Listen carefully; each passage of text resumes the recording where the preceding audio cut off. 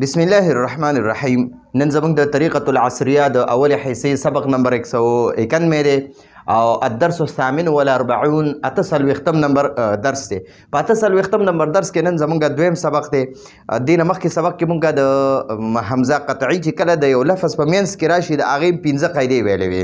بهرحال هغه قاعدې تاسو د دینه مخکې درس کې وګورئ. یو سل یعنی 190 درس کې تاسو هغه وګورئ.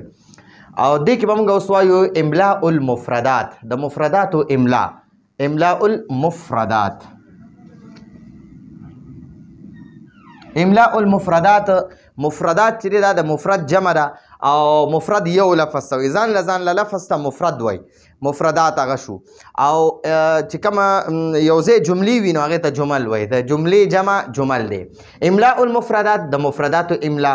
نو په دې کې مونږ لږه املا کوو. املا وای عربي په صحیح طریقې سره ویل او په صحیح انداز باندې لیکلو ته املا وای. اخت خور ته وای. ما دې نه مخکې تاسو ته ویلو چې کله دغه وي د یو لفظ په اخره کې تا راځي که نه، تا او د هغه تا نه مخکې حرف باندې زبر وي نو بیا به مونږ دا تا ګول لیکو، او که نه مخکې حرف باندې زبر نه وي که نه، یعنی زبر نه وي نو بیا به دا مونږ اوږده تا لیکو، اوږده تا. نو اوس وګورئ د دې تا نه مخکې حرف باندې زبر نه دی بلکې ساکن دی، نو دا تا به مونږ اوږده لیکو. اخت خور ته وایي، اخت خور. تتلو دا تلا یتلو معنا تلاوت کول، او تتلو دا د فعل مضارع څلورم نمبر صیغه ده، واحد مؤنث غایب صیغه ده. تتلو معنا د هغه ښځه تلاوت کوي، هغه یوه ښځه تلاوت کوي. او تأخذ هم د فعل مضارع څلورمه صیغه ده، واحد مؤنث غایب.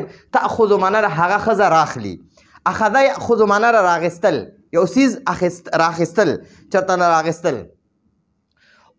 مور ته وایي، او هما دا د دوو کسانو دپاره راځي تثنیه دپاره. امهما د هغې دواړو مور، امهما د هغې دواړو مور. اب پلار ته وایي، او دا اب چې کله مضاف شي که نه نو حالت رفعی کې به ابو لیکل کېږي. ابو پلار ته وایي، هما د هغې دواړو، ابوهما د هغې دواړو پلار، ابوهما د هغې دواړو پلار. امور دا د امر جمع ده، امر یو کار ته وایي، امور ډېرو کارونو ته وایي. نو امور چې دی دا د امر جمع ده، او کارونه دلته ما ورته لیکلي دي. امور معنی ده کارونه، یو کار ته امر وای او د یو نه زیاتو ته بیا یعنی دوو ته امران وای او د دوو نه زیات بیا امور وای. د امر جمع ده. تقرآن دا تقرآن چې دی که نه دا د فعل مضارع اتمه نمبر صیغه ده، د تثنیه مذکر حاضر، تثنیه مذکر حاضر. تقرآن معنا ده تاسو دواړه سړي وایئ، یعنی تاسو دواړه سړي لولئ، سبق وایئ یا تاسو دواړه سړي لولئ. صباحا د سهار وخت، صباحا د سهار وخت. نقرأ دا نقرأ چې دا د فعل مضارع تثنیه و جمع متکلم صیغه ده. تثنیه دپاره هم نقرأ راځي د دوو کسانو دپاره، که ښځې وي که سړي وي. که دوه کسان وي نو هغې به وایي نقرأ، موږ لولو، موږ دواړه لولو، یو څیز وایو. او که د درې کسان وي یا زیات وي نو هغې به هم ځان له همدا صیغه استعمالوي، نقرأ. که هغه ښځې وي او که سړي وي نو نقرأ معنا ده مونږ سبق وایو یا مونږ لولو، مونږ وایو. ټیک شوه. او مساء چې دی د ماښام وخت، مساء د ماښام وخت. صباحا د سهار وخت. یقمنا دا د جمع د فعل مضارع جمع مؤنث غایب صیغه ده، شپږم نمبر صیغه ده. او یقمنا معنا ده هغه ټولې ښځې پاسي، یقمنا هغه ټولې ښځې پاسي. اوس دا یقمنا په ځای چې تقمنا کې که نه، تقمنا معنا تاسو ټولې ښځې پاسئ، نو بیا دا د مؤنث حاضر د جمع مؤنث حاضر صیغه شوه. یتوضأنا دا ما شپږمه نمبر صیغه ده. توضأ یتوضأ، یتوضأ یتوضأان یتوضؤون، تتوضأ تتوضأان یتوضأنا. نو دا یتوضأنا شپږمه صیغه ده د فعل مضارع او جمع مؤنث غایب صیغه ده. یتوضأنا هغه ټولې ښځې اودس کوي، یتوضأنا هغه ټولې ښځې اودس کوي. یسلمنا، سلم یسلم معنا سلام کول، سلام کول. او یسلمنا هماغه شپږمه صیغه ده د فعل مضارع او جمع مؤنث غایب صیغه ده. نو یسلمنا معنا هغه ټولې ښځې سلام کوي، یسلمنا هغه ټولې ښځې سلام کوي. ها بیا یاکلنا دا مهغه د فعل مضارع شپږمه صیغه ده جمع مؤنث غایب. یاکلنا معنی هغه ټولې ښځې خوراک کوي. یاکلنا هغه ټولې ښځې خوراک کوي. که ته وایې چېرې دا زه جمع مؤنث حاضر جوړوم نو بیا د یا په ځای تا کا تاکلنا دغه شان تسلمنا تتوضأنا تقمنا نو دا به د جمع مؤنث حاضر شي. اوس په شروع کې یاده نو دا د جمع مؤنث غایب صیغې دي. یقرأنا دا هم د جمع مؤنث غایب صیغه ده فعل مضارع شپږمه صیغه ده. یقرأنا معنی ده هغه ټولې ښځې لولي هغه ټولې ښځې لولي وایي. او که ته وایې چېرې دا د جمع مؤنث حاضر ته جوړوم نو د یا په ځای صرف تا کا تقرأنا معنی تاسو ټولې ښځې لولئ. او ینمنا نام ینامو معنی ده اوده کېدل. ینمنا معنی ده هغه ټولې ښځې اوده کېږي. هماغه شپږمه صیغه ده د فعل مضارع. نو دې کې مونږ یو خو د شپږمې صیغې د فعل مضارع د جمع مؤنث غایب صیغې هم لږ ورته مشق وشو او دا به مونږ لیکو په دغه طریقې سره تاسو ورته وګورئ نو دا به لیکل به لږ کوشش کوو چې صحیح لیکو. نو املا هم دې ته وایي چې په صحیح طریقې سره لیکل مونږ زده کړو. اوس وایي املاء الجمل د جملو املا. جمل د جملې جمع ده. جملتون یوه جملې ته وایي. جمل زیاتو جملو ته وایي. نو اوس دلته کې وایي التلمیذة المجتهدة مهنتي شاګرده جنۍ ده مهنتي شاګرده تحافظ دا هماغه د فعل مضارع څلورمه صیغه ده واحد مؤنث غایب. تحافظ معنی ده هغه حفاظت کوي علی اوقاتها د خپل وختونو. اوقات د وخت جمع ده. التلمیذة المجتهدة مجتهد معنی مهنتي. نو مهنتي شاګرده مهنتي طالب علم تحافظ علی اوقاتها د خپل وختونو حفاظت کوي د خپل وختونو حفاظت کوي. ٹھیک شو مهنتي شاګرده د خپل وخت حفاظت کوي.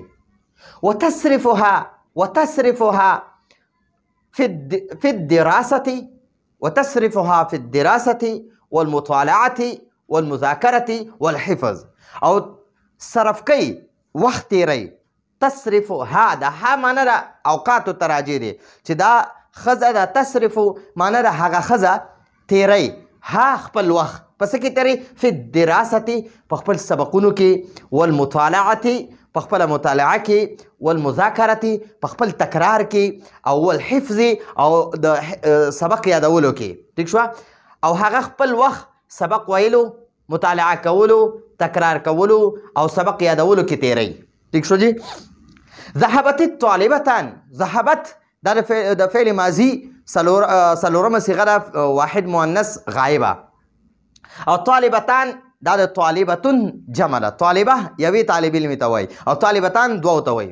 ذهبت الطالبتان دوه طالب علمانې لاړې الى المدرسه مدرسې ته. ٹھیک شو جی. نو ذهبت چې دا تا به اوږده لیکو مونږه. ودخلتا او هغه دوانه داخلي شوي هغه دوانه داخلي. دخلتا دا تسنیه د فعل ماضي تسنیه مؤنث غائب صيغه ده. ودخلتا او هغه دوانه داخلي شوي فی المدرسه مدرسې ته.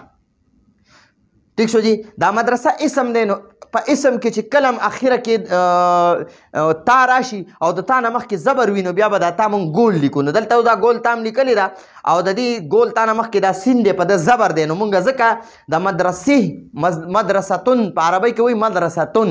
نو اوس د مدرستون ته به ته د اخري تا ته وګورې چې د دې نه مخکې حرف باندې زبر وي که نه نو بیا به ته دا تا ګول لیکي او که زبر ته نه وي نو بیا به ته دا تا اوږده لیکي. او په فعل کې به چې دی هغې کې به نه چلي. په فعل کې به که د تا نه مخکې زبر یو که زیر یو که پیش یو که هر څه وي خو تا به اوږده لیکلی کېږي. لکه څنګه ذهبت کې وګوره د دې تا نه مخکې با ده په دې با باندې زبر دی خو دا بیا هم مونږ اوږده تا لیکلې ده اوږده تا هم لیکلې. خو وجه دا ده چې دا فعل دی او دا قاعده چې ده دا قاعده دا د اسم دپاره ده چې د اسم اخره کې کله تا راشي او د تا نه مخکې حرف باندې زبر وي نو بیا به دا تا مونږ ګول لیکو. ثم ذهبتا ثم معنی بیا ذهبتا هغه دواړه لاړې الى لوحة الاعلانات.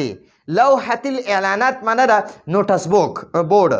چې کوم مدرسه کې هغه یو بورډ لګېدلی که نه نو چې کله نوې څه خبره راځي نو استادان په هغې په کاغذ لیکلو کې په هغه نوټس بورډ باندې ولګوي نو هغې ته لوحة الاعلانات وایي. لوحة الاعلانات نوټس بورډ.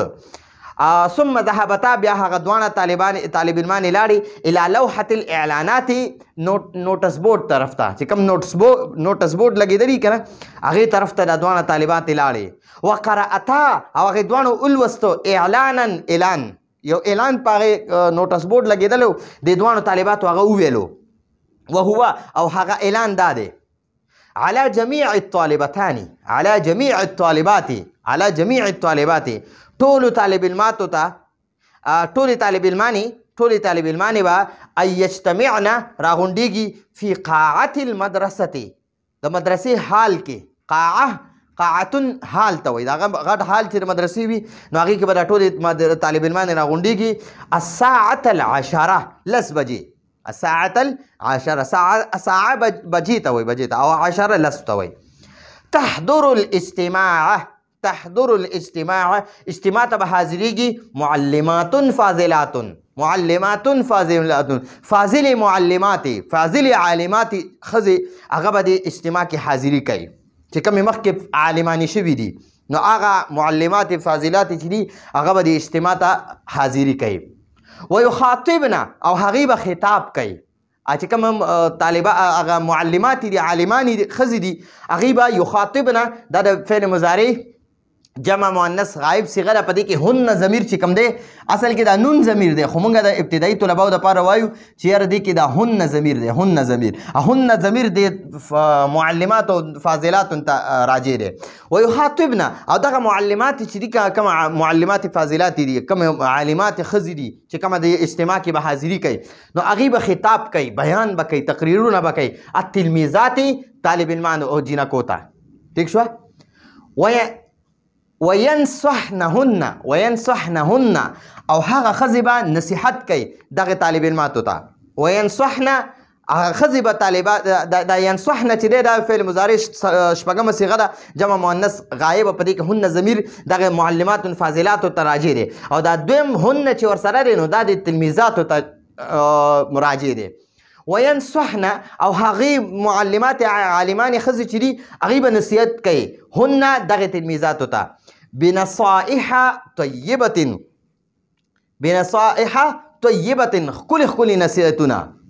ښکلې نصیحتونه ها بیا فرحت دا فعل ماضي څلورمه صیغه ده واحد مؤنث غایب او طالبتان دا د طالبتون جمع ده دا کمې طالبات چې دا نوټس بورډ وایي دا دوه طالبانې دي نو دی خوشحاله شوې فرحت الطالبتان دا دوه طالب علمانې خوشحاله شوې په څه خوشحاله شوې بقراءة هذا الاعلان د دې اعلان بقراءة په لوستلو د دې قرات د دې اعلان په ویلو باندې دا دوه طالب علمانې خوشحاله شوې وقالتا او د دوه طالب علمانو وي سنحضر مونږ به خامخا یا مونږ به ضرور یا زر ده چې عن قریب مونږ به حاضري کوو مونږ به حاضریږو هذا الاجتماع دې اجتماع ته انشاء الله تعالی که الله وغواړي نو مونږ به دې اجتماع ته حاضري کوو نو په دې کې داسې خاص د املا یا داسې چې کوم دغه دي د مشکل الفاظ پکې داسې شته دی نه چې د هغې باره کې موږ څه خبره وکړو خو دلته کې دی دا مذاکرتون چې دی مذاکرتون دا تکرار ته وایي تکرار دوه جینکۍ خپلو کې یو بل سره تکرار کوي استاد کوم سبق نن ښودلی دی دا دوه جینکۍ یو بل ته هماغه سبق اورئ نو دغې ته تکرار وایي او مطالعه څه ته وایي مطالعه ولې زده کوي چې سبا استاد کم سبق وایي که نه کم کتاب کې سبق وایي هغه ته نن نه وګورئ نن نه وګورئ او دا ډېر لازمي دي د طالباتو لپاره هغه طالب او هغه طالب علم به بهترین کامیاب وي بهترین عالم به الله جوړوي چې هغه کله داسې کارونه کوي یو مطالعه چې سبا استاد کم سبق ښایي ته هغه نن نه وګورئ کم ځایونه پکې مشکل دي هغې باندې ځان ته کرښه ووایه ووښه او اول خو ځان ته د منجد نه یا څه لغاتو کتاب وګوره هغې نه اول حل کړه که بیا هم نه حل کړي هغې نه لاندې کرښې ووښه سبا یې چې درته استاد وښیي نو ته به انشاءالله په هغې باندې بیا ډېر ښه پوه شي دویمه مذاکره یعنی تکرار ډېر لازمي دی تکرار اوس څه ته وایي مطالعه هم وپېژنده سبا به چې استاد کم سبق وایي هغه ته نن ماښام ماسخوتن وګورې نو دې ته مطالعه وایي سبانه سبق نن وګورئ او تکرار څه ته وایي نن درته استاد کم سبق وښودو که نه نو هغه سبق ته کښېني دوه طالبات خپلو کې کښېني یا دوه طالبان خپلو کې کښېنئ او هغه سبق بار یو بل سره واړوئ اول یو کس هغه سبق واورئ چې کوم استاد ویلی دی هغه دې کتاب کې واړئ بیا دا دویم کس یې واړئ د استاد کم نقطې دي خبرې هغه هم پکې بعض وخت کې لیکلي وي یا یو بل سره اوروئ نو هغې ته مذاکره وایي تکرار او حفظ سبق یادولو ته وایي. نو مطالعه کې وګورئ دا ګول تا به څنګه دا ګول تا به کله لیکي چې کله په اسم کې اخره کې تا راشي که نه او د دې تا نه مخکې حرف باندې زبر وي نو دا تا به ګول لیکي. په فعل کې دا قانون نشته. مذاکره ده په دې مذاکره کې وګورئ اخره کې مذاکرتون دی نو د دې ګول تا نه مخکې حرف ته وګوره په ده به زبر دی نو دا ګول دا به اوس دا تا به ګول لیکي اوږده به نه لیکي. دغه شان په مطالعه کې دی دغه شان په دراستون کې دی دراسه کې دی نور داسې مدرسه کې دی خاجي لوحه کې هم دغه ګول تا ده نو دا ګول تا به موږ په اسم کې لیکو په فعل کې کله هم ګول تا نه راځي نو په اسم کې ګول تا راځي او دا ګول تا به موږ اله لیکو چې کله د دې تا نه مخکې حرف باندې زبر وي نو بیا به موږ دا تا ګول لیکو اوږده به نه لیکو. نو یو خدا خبره وه یو اعلانات چې دی اعلانات دا د اعلان جمع ده اعلان یو اعلان ته وایي او اعلانات بیا جمع ډېر اعلاناتو ته وایي. طالبات دا د طالبتون جمع ده طالبتون چې دی دا یوې طالب علمي ته وایي او طالبات بیا ډېرو ته وایي. ښه جي دغه شان معلمات دا د معلمتون جمع ده